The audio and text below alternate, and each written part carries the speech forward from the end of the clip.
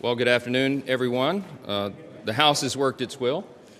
These are not normal times here in the House or around the world, as we all know, and we had a disturbance here on the House floor just a bit ago.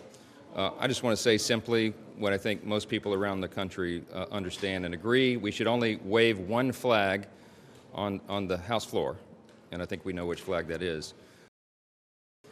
Three of our primary adversaries, Russia and Iran and China, are working together, and they're being aggressors around the globe.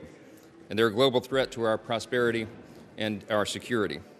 Their advance threatens the free world, and it demands American leadership. If we turn our backs right now, the consequences could be devastating.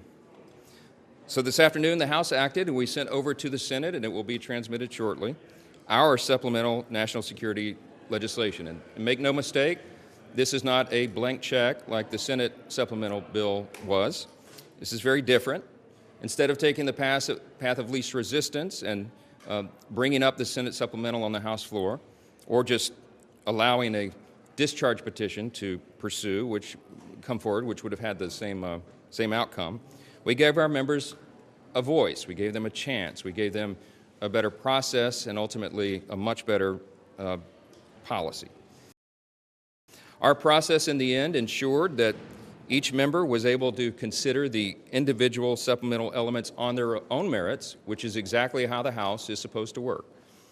I know there are critics of the legislation. I understand that. It is not a perfect piece of legislation.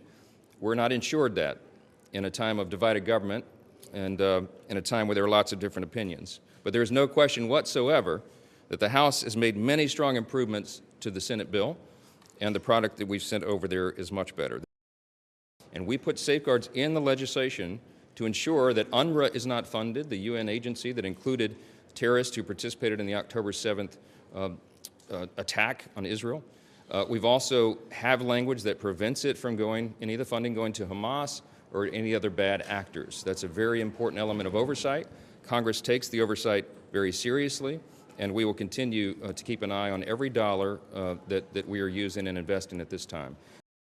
Simply, I'll say it once again, it's an old military adage, but we would rather send bullets to the conflict overseas than our own boys, our troops.